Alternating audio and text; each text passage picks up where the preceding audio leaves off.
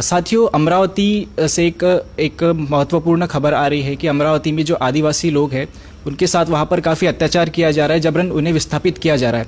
तो इस संदर्भ में आज हमारे साथ प्रेम कुमार गेडाम जी, राष्ट्रीय आदिवासी एकता परिषद यहाँ पर हमारे साथ में मौजूद है। तो आइए हम सीधा उनसे बात करते हैं। सर, ये क्या मामला है, ज़रा हमें समझाइए।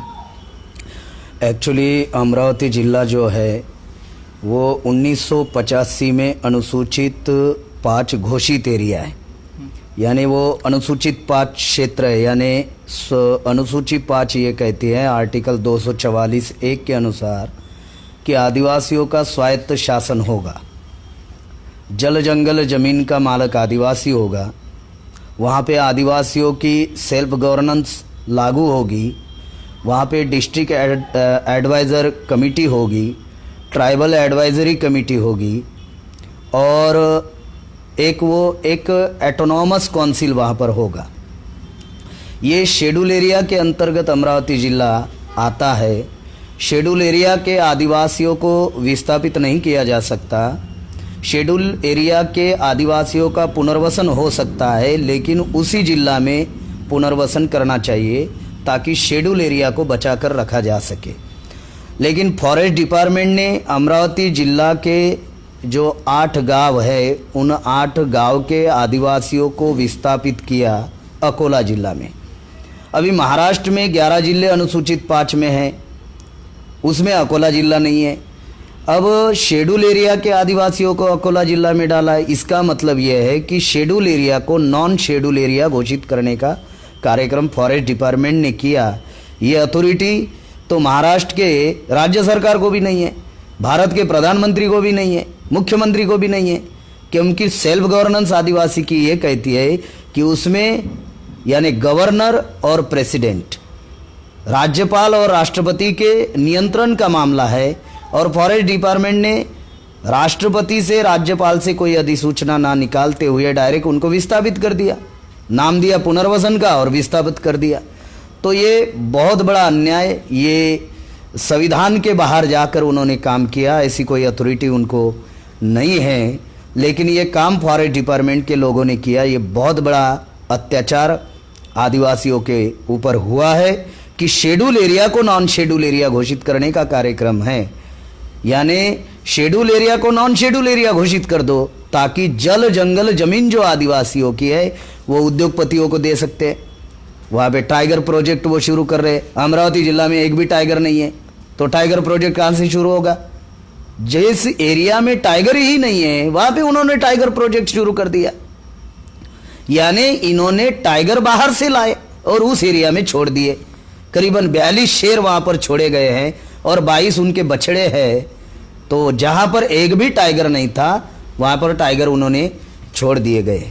हालांकि आदिवासी जो है वो जल जंगल जमीन का मालक है, उनको विस्थापित करने से जल जंगल जमीन उनको छीनने का कार्यक्रम है।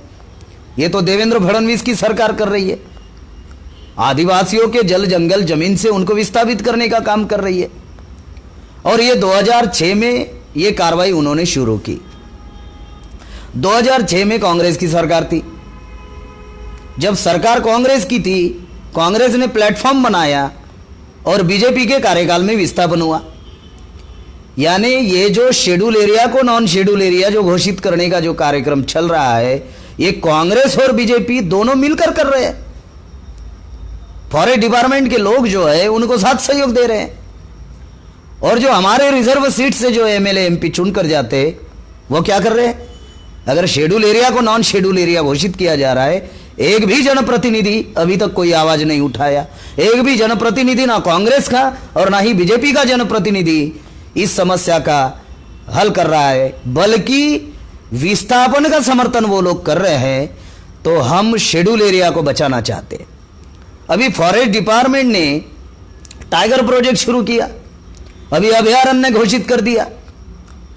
अगर शेड्यूल एरिया में आपको कोई प्रोजेक्ट अगर शुरू करना है तो 2 लोगों को पूछना पड़ता है, एक ट्राइबल एडवाइजरी कमेटी और दूसरा ट्राइबल पंचायत यानी आदिवासी पंचायत।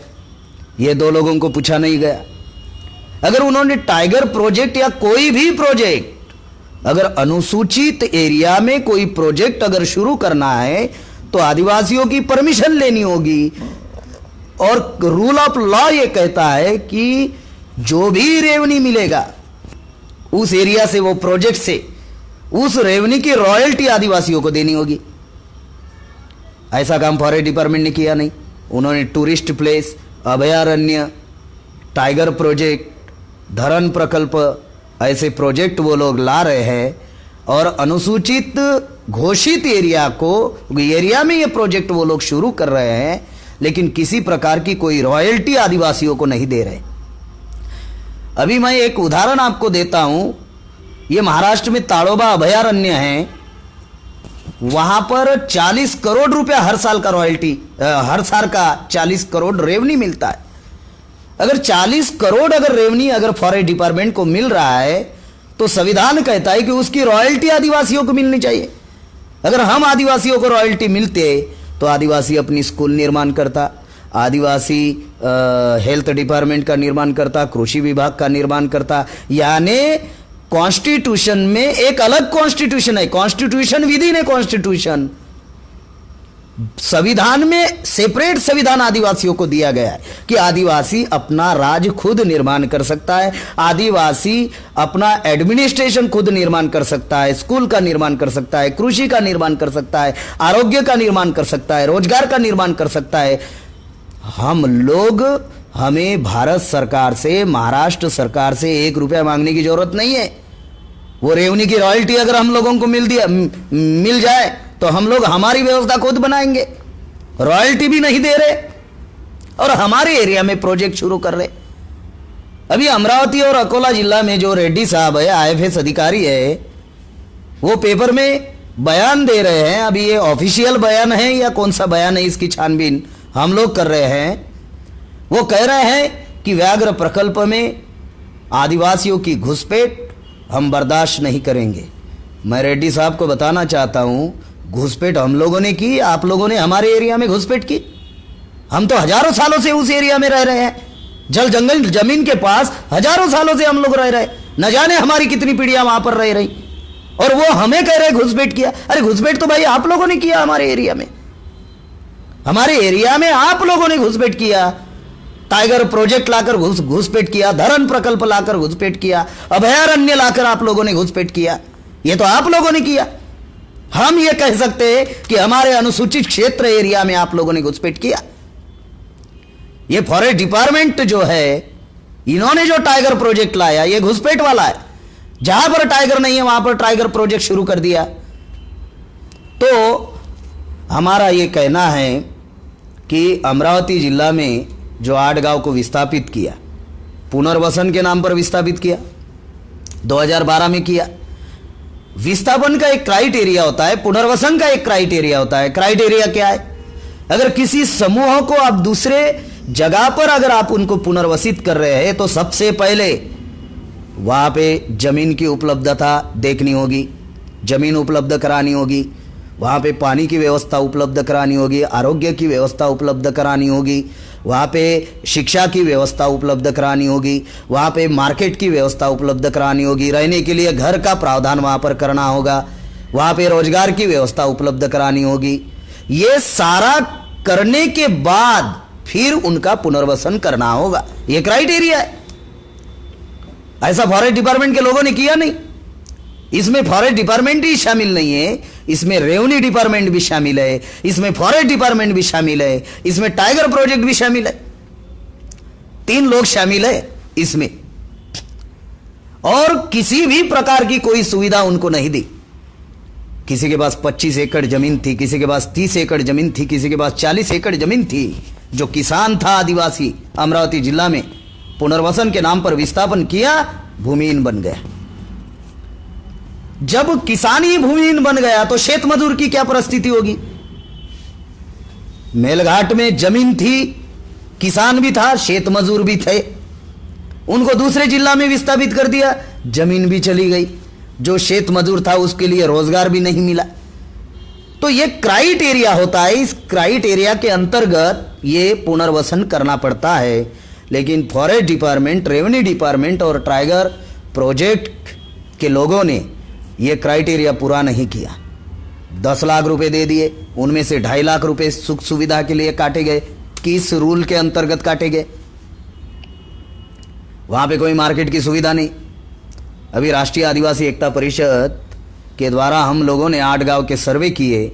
वहां पे किसी गांव में तो घरों में स्कूल भर रही है, यानी स्कूल की सुविधा नहीं, पानी की सुविधा नहीं, शिक्षा की सुविधा नहीं, मार्केट की सुविधा नहीं, रोजगार की सुविधा नहीं, और ये सुविधा नहीं दी उन लोगों को। और करीबन 6 साल में रोजगार उपलब्ध ना होने की वजह से और उनकी कोई सुख सुविधा ना देने की वजह से 274 लोग भूखबली के शिकार हो गए। कुछ लोगों के नाम दर्ज भी नहीं है मृत्यु के। ग्राम पंचायत ही नहीं है उस एरिया में। अभी अभी ग्राम पंचायत निर्माण हुई, 274 लोग मर गए, भूखबली से मर गए। ये सदोष मनुष्य वध जो हुआ वहां पर, इतना बड़ा मानवीय नरसंहार जो हुआ, इसका जिम्मेदार कौन है? और ये जानबूझकर फॉरेस्ट के लोगों ने, रेवेन्यू डिपार्टमेंट के लोगों ने और टाइगर प्रोजेक्ट के लोगों ने किया। 274 लोग वहां पे आदिवासी लोग मर गए। 6 साल में जब कोई फैसिलिटीज आप लोगों ने प्रोवाइड नहीं की, वो लोग परेशान हो गए। 2.5 लाख काट दिए, उनके हाथ में 7.5 लाख बचे। किसी के 1.5 लाख काट दिए तो किसी के हाथ में 8.5 लाख रुपए बचे।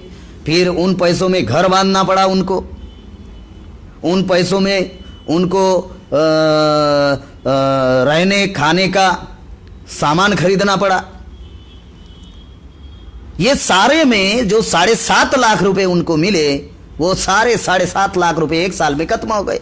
रोजगार कुछ भी नहीं, मार्केट भी 15 किलोमीटर दूरी पर है। आरोग्य जब हमने पूछा उस एरिया में, हेल्थ फैसिलिटी, वो भी 15 किलोमीटर दूरी पर है। कोई फैसिलिटीज वहां पर प्रोवाइड नहीं की। 6 साल हो गए, लोग परेशान हो गए। और परेशान होने के बाद फिर लोगों को लगा कि ये हमारे साथ धोखाधड़ी हुई है, क्योंकि फॉरेस्ट डिपार्टमेंट के लोगों ने कहा जिनको जमीन है उनको जमीन देंगे, जमीन नहीं दी। तो सर उनको सरकार ने कोई किसी तरह की कोई जमीन नहीं दी? कोई जमीन नहीं दी। और अभी उन्होंने 1 एकड़ 2 एकड़ 3 एकड़ जमीन देने का वादा किया। और कहां पे दे रहे हैं जमीन? रह रहे जहां पर, वहां से 30 किलोमीटर दूरी पर जमीन दे रहे। अभी जो आदमी एक गांव में रह रहा है और 30 किलोमीटर वो खेती करने के लिए जाएगा, तो ये जो है आदिवासियों के साथ बहुत बड़ा धोखाधड़ी हुई है पुनर्वसन के नाम पर। इससे तंग आकर 6 साल में 274 लोग मर गए। एक एक परिवार के 3-3 4-4 लोग मर गए, नौजवान मर गए, बच्चे मर गए, औरतें मर गई। इसका जिम्मेदार कौन है? और इससे तंग आकर पहली बार 9 सितंबर को 2017 को वो लोग अपने मूल गांव जाने का फैसला लिया। गए, 2 दिन रहे। फिर फॉरेस्ट डिपार्टमेंट के लोगों ने उनको और चॉकलेट दिया और उनको फुलसाया कि नहीं हम लोग ये देंगे।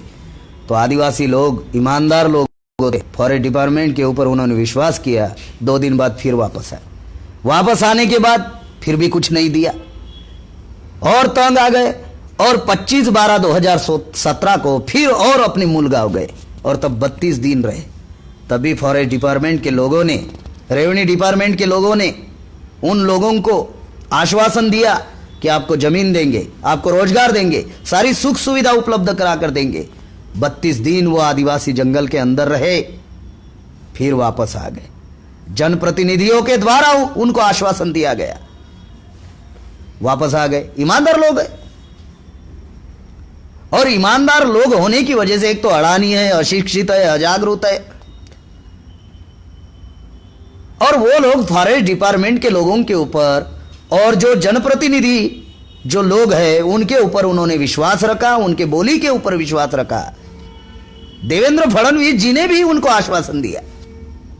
उनके पास जब गए आदिवासी लोग तो उन्होंने आश्वासन दिया आपको जमीन देंगे। तो सर सरकार ने अभी तक कुछ मदद की? कुछ भी मदद उनकी नहीं की। उनको किसी भी प्रकार की कोई जमीन नहीं दी, किसी भी प्रकार की कोई जमीन नहीं दी। और फिर वो तंग आकर उन्होंने लॉन्ग मार्च निकाला, उन्होंने धरना प्रदर्शन किया, उन्होंने निवेदन दिया अकोला में, अमरावती में, मुख्यमंत्री को भी निवेदन दिया, लॉन्ग मार्च निकाला। अपने हक अधिकार के लिए हजारों लोग लॉन्ग मार्च में शामिल हुए। 50 किलोमीटर दूरी का लॉन्ग मार्च था, वो शामिल हुए और फॉरेस्ट डिपार्टमेंट के लोगों ने आदिवासी को ही नोटिस भेज दिया कि आपने भड़काऊ भाषण दिया, आपने ऐसा किया। यह हैरानी वाली बात है। ये फंडामेंटल राइट्स का वायलेशन है, राइट टू लिव का वायलेशन है। तो ये आदिवासियों के साथ जिस प्रकार का ये लोग व्यवहार कर रहे हैं, इन्हीं को नोटिस भेजा उन्होंने कि आपने भड़काऊ भाषण दिया। अरे हक अधिकार के लिए किसी को खुशी है क्या 50 किलोमीटर पैदल चलने की? अपने हक अधिकार के लिए छोटे छोटे बच्चों को लेकर आदिवासी 50 किलोमीटर दूरी पर लॉन्ग मार्च निकाला, लेकिन फिर भी इनको किसी प्रकार की कोई दया माया नहीं आई। इसलिए तंग आकर जो आश्वासन उन्होंने दिया, इससे तंग आकर आदिवासी 14 जनवरी को निर्णय लिए और अपने मूल गांव जाने का उन्होंने निर्णय लिया।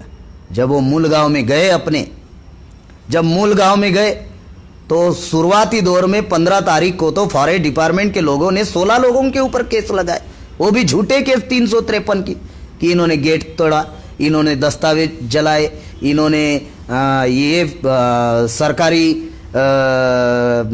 कार्य में बाधा डाली। मतलब जबकि आदिवासी ऐसी किसी भी एक्टिविटी में इन्वॉल्व नहीं थे, कोई इन्वॉल्व नहीं थे एक्टिविटीज में, कोई इन्वॉल्व नहीं थे एक्टिविटीज में। मतलब उनका आंदोलन पूरा शांतिपूर्ण था, शांतपूर्ण तरीके से आंदोलन था, शांतपूर्ण तरीके से वो अपने मूल गांव में जा रहे थे, तंग आकर जा रहे थे ना। 6 साल अगर उन्होंने कुछ दिया होता उनको, तो आदिवासी जंगल में क्यों जाते? और फिर से अगर आपने विस्थापन किया होता ठीक से, पुनर्वसन आपने ठीक से किया होता, तो अपने मूल गांव में रिटर्न नहीं जाते। आपने नहीं किया, 2 बार वो लोग अंदर गए, आपको इंटीमेशन दिया कि कुछ करो, निवेदन दिए, मीटिंगा हुई, बातचीत हुई, कुछ भी नहीं हुआ। और जब वो अंदर लोग गए तो उनको बाहर निकालने के लिए फॉरेस्ट डिपार्टमेंट के लोगों ने 400 SRP लगाए और फॉरेस्ट डिपार्टमेंट के लोगों ने एक नई फोर्स बनाई, उसका नाम है tiger reserve protection force. Tiger reserve protection force यानी फॉरेस्ट डिपार्टमेंट के लिए टाइगर प्रोटेक्शन इंपॉर्टेंट है, ट्राइबल प्रोटेक्शन इंपॉर्टेंट नहीं है। यानी वो ट्राइबल की सुरक्षा नहीं चाहते, टाइगर की सुरक्षा चाहते। यानी इंसान उनके लिए महत्वपूर्ण नहीं है, शेर महत्वपूर्ण है। शेर क्यों महत्वपूर्ण है? शेर रहेगा तो लोग देखने के लिए आएंगे, तो रेवेन्यू मिलेगा फॉरेस्ट डिपार्टमेंट को। एक तो हमें रॉयल्टी नहीं देते हैं, और ऐसे प्रोजेक्ट वो लोग ला रहे हैं, हमारे एरिया में प्रोजेक्ट ला रहे हैं, अनुसूचित एरिया में प्रोजेक्ट ला रहे हैं। अनुसूचित एरिया में किसी भी प्रकार की घुसपैठ हम लोग बर्दाश्त करने वाले नहीं है। अभी बहुत हो चुका है। मेरा यही कहना है कि जो लोग अंदर गए तो 400 SRP लगाए, उनके हाथ में बंदूक, और उन्होंने अश्रुधूर की जो गोलियां होती है वो गोलियां छोड़ी, उन्होंने अपनी तरफ से हिंसा शुरू कर दी। अपनी तरफ से पुलिस वालों ने, फॉरेस्ट डिपार्टमेंट के लोगों ने हिंसा शुरू कर दी। हमारे आदिवासी लोगों के पास कौन से हथियार है भाई? कोई हथियार नहीं है। लोग तो रहने के लिए गए थे, कोई हथियार हमारे लोगों के पास नहीं था। फॉरेस्ट डिपार्टमेंट के लोगों ने और पुलिस प्रशासन और SRP ने 400, यानी ये घटना फायरिंग होने के 2 दिन पहले फॉरेस्ट डिपार्टमेंट ने पेपर में न्यूज छप कराई है। न्यूज में लिखा हुआ है आदिवासियों को जंगल से बाहर निकालने के लिए 400 जवान तैनात किए गए। यानी ये प्री प्लानिंग कार्यक्रम था। और जब वहां पे गोलीबार हुआ तो पुलिस लोग कह रहे कि हमने हवा में गोली मारी। अरे भाई, हवा में गोली मारी तो वहां पे जो एक आदिवासी चंपालाल जी थे, उनके पैर को गोली कैसे लगी? इसका मतलब जानबूझकर गोली मारी। अभी चंपालाल जी ये भी एक साधारण व्यक्ति है, ये भी ज़्यादा पढ़े लिखे नहीं है, थोड़े बोलने वाले व्यक्ति है। जो अंदर 4-5 हजार लोग थे, उनकी बात प्रशासन के पास रख रहे थे, उनको ही गोली मार दी। यानी जो लीडिंग कर रहा था उस व्यक्ति को उन्होंने गोली मार दी। और गोली मारने के बाद जो आदिवासी लोग थे वो पूरा क्राउड था। और ये हवा में गोलीबारी मारी करके जो बोल रहे हैं, इन्होंने गोलियां चलाई, अश्रुधूर चलाया। हजारों आदिवासी अफरा तफरी हुई। 19 लोग अभी भी लापता है, जिंदा है मर गए अभी तक कोई जानकारी नहीं। एक आदमी को गोली लगी, 30-35 लोग घायल हुए। जिसको गोली लगी उसको हॉस्पिटल जब लाए आदिवासियों ने तो डॉक्टर भी हाथ नहीं लगा रहे थे उनको। सरकार की तरफ से कोई मेडिकल सुविधा उनको नहीं दी गई। सरकार की तरफ से उनको जिस प्रकार से मेडिकल सुविधा देनी चाहिए थी वो भी मेडिकल सुविधा उन्होंने नहीं दी। और इतनी बड़ी जो घटना घटित हुई। और एक बात आप लोगों को मैं बताना चाहता हूँ, खास करके एमएन टीवी को, कि जो भी न्यूज मीडिया में आ रही थी वो पुलिस प्रशासन और फॉरेस्ट डिपार्टमेंट के समर्थन में ही न्यूज आ रही थी। लेकिन रियल आदिवासियों की क्या समस्या है ये न्यूज बाहर नहीं आ रही थी। इसलिए राष्ट्रीय आदिवासी एकता परिषद के द्वारा हम लोगों ने अमरावती में प्रेस कॉन्फ्रेंस लिया और प्रेस कॉन्फ्रेंस लेकर ये सारी बातें बताई। तब जाकर मीडिया में ये खबरें आई कि हमला आदिवासियों ने नहीं बल्कि हमला पुलिस प्रशासन और फॉरेस्ट डिपार्टमेंट के द्वारा हुआ।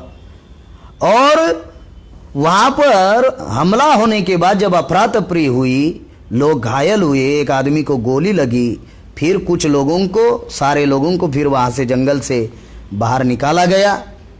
और आज ऐसी परिस्थिति है कि वहां पे रास्ते बंद कर दिए गए। संविधान कहता है जल जंगल जमीन का मालक आदिवासी है। आदिवासियों को अभी अपने मूल गांव में जाने पर पाबंदी लगा दी, वो गांव में नहीं जा सकते, रास्ते बंद कर दिए गए। यानी जो जंगल के अंदर जो लोग थे रास्ते ही बंद कर दिए गए। तो ये तो राशन पानी उनको नहीं मिला, यानी किसी भी प्रकार की उनको कोई सुविधा नहीं मिली।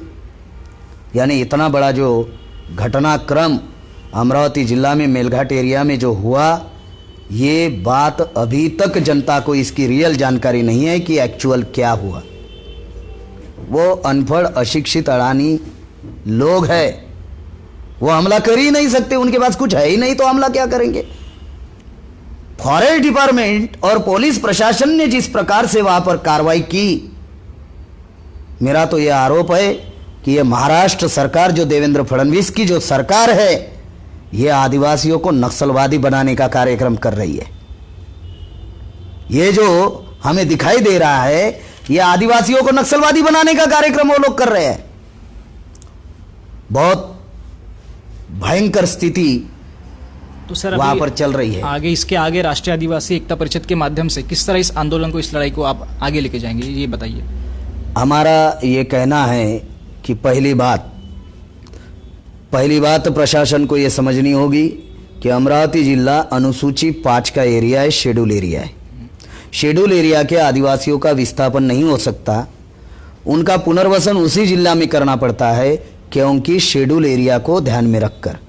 तो हमारी ये मांग है कि उनका पुनर्वसन अमरावती जिला में ही होना चाहिए। दूसरा, 6 साल में उन 8 गांव के आदिवासियों को 1684 परिवार है, यानी ये 8-10 हजार आदिवासी होते हैं। तो 1684 परिवार के साथ जो 6 साल में जो अन्याय हुआ, तो उनके परिवार के एक व्यक्ति को नौकरी मिलनी चाहिए। तीसरा, नुकसान भरपाई के तौर पर 1 करोड़ रुपया प्रति परिवार मिलना चाहिए। अभी उन्होंने 58.82 करोड़ रुपया उन्होंने निधि घोषित किया, हम उस निधि को नकार रहे हैं। हमें वो 58.82 करोड़ नहीं, 1684 परिवार है, 1684 करोड़ चाहिए। क्यों? उत्तर प्रदेश में अर्ध कुंभ मेला हो रहा है, नंगा नाच करने के लिए 4000 करोड़ रुपया सरकार के पास है। और ये विस्थापित जो आदिवासी आप लोगों ने किया, उनके लिए आपके पास 1684 करोड़ नहीं है क्या? उधर 4000 करोड़ अर्ध कुंभ मेला के लिए, नंगा नाच करने के लिए। ये 4000 करोड़ कहां से आता है? जनता टैक्स पे करती है, वाटर टैक्स पे करती है, टोल टैक्स पे करती है, रोड टैक्स पे करती है, घर टैक्स पे करती है। हमारे ही पैसा नंगा नाच करने के लिए खर्चा कर रहे। सरकार से हम लोग 1684 करोड़ रुपया मांग रहे हैं, ये भी हमारा ही है। तो सर आगे क्या इसमें कानूनी कार्रवाई भी होगी? पहला तो शेड्यूल एरिया को ध्यान में रखकर पुनर्वसन होना चाहिए अमरावती में ही। दूसरा, प्रत्येक परिवार के एक व्यक्ति को नौकरी मिलनी चाहिए। तीसरा, नुकसान भरपाई के तौर पर 1 करोड़ रुपया प्रति परिवार मिलना चाहिए। पांचवा, 274 लोग 6 साल में जो मर गए, भूखबड़ी से शिकार हुए, ये सुविधा फॉरेस्ट डिपार्टमेंट ने नहीं दी, रोजगार उपलब्ध नहीं कराया, इस वजह से 274 लोग, ये सदोष मनुष्यवध है। तो तुरंत उस वक्त जो भी अधिकारी थे उनके ऊपर तुरंत कार्रवाई होनी चाहिए और वो 274 लोगों के परिवार को अलग मुआवजा मिलना चाहिए। उसके बाद में हमारा शेड्यूल एरिया है, वहां पे रास्ते खुले होने चाहिए। जो फॉरेस्ट डिपार्टमेंट ने रास्ते बंद कर दिए हैं वो तुरंत खुले होने चाहिए। टाइगर प्रोजेक्ट ये तुरंत बंद होना चाहिए। और जो टाइगर रिजर्व प्रोटेक्शन फोर्स उन्होंने बनाई है, संविधान ये कहता है कि किसी अनुसूचित क्षेत्र के आदिवासी अगर गरीब है, शोषित है, पीड़ित है, उनकी कला, सभ्यता, संस्कृति अगर खतरे में है, तो ये सरकार की जिम्मेदारी है कि उनको प्रोटेक्शन दे, उनकी कला, सभ्यता, संस्कृति, पहचान, अस्तित्व बनाए रखे। ये संविधान ने सरकार को अधिकार दिया है। इसलिए ये टाइगर रिजर्व प्रोटेक्शन फोर्स के बजाय ये ट्राइबल रिजर्व प्रोटेक्शन फोर्स होनी चाहिए। वो ट्राइबल के लिए रिजर्व एरिया है and between different reserve and reservation, वो अनुसूचित एरिया है, शेड्यूल एरिया है। और जो भी घटना 14 जनवरी से अभी तक जो भी घटना हुई, यानी करीबन 24 जनवरी तक जो भी घटनाक्रम वहां पर हुई, 134 लोगों के ऊपर उन्होंने झूठे केसेस लगाए। अभी भी गांव में जाकर फॉरेस्ट डिपार्टमेंट के लोग और पुलिस गांव में जाकर अभी भी लोगों को उठा रहे हैं। भाई ये कौन सा न्याय है आपका? जो भोले भाले लोग हैं उनको अभी भी घर से उठा रहे हैं जैसे कि वो आतंकवादी है, जैसे कि वो चोर है, जैसे कि उन्होंने कोई गुनाह किया है। ये तुरंत बंद होना चाहिए। और जो भी घटना वहां पर घटित हुई, तो हमारी राष्ट्रीय आदिवासी एकता परिषद की ओर से हम लोग जुडिशियल इंक्वायरी की मांग कर रहे हैं, यानी न्यायिक जांच वहां पर होनी चाहिए। ये हमारी मांगे हैं। और ऐसा अगर मान लीजिए, अगर ऐसा फॉरेस्ट डिपार्टमेंट के लोग, रेवेन्यू डिपार्टमेंट और टाइगर प्रोजेक्ट के लोग अगर ऐसा नहीं करते हैं, तो हम लोग ये लड़ाई, न्यायिक लड़ाई हम लोग लड़ेंगे, हाई कोर्ट में जाएंगे। क्योंकि शेड्यूल एरिया को उन्होंने नॉन शेड्यूल एरिया बनाने का कार्यक्रम किया है, राइट टू लिव का वायलेशन किया है, फंडामेंटल राइट्स का उन्होंने वायलेशन किया है, और 274 लोगों का सदोष मनुष्यवध हुआ है। इसके विरोध में हम लोग हाई कोर्ट में जाएंगे, एक न्यायिक लड़ाई हम लोग लड़ेंगे।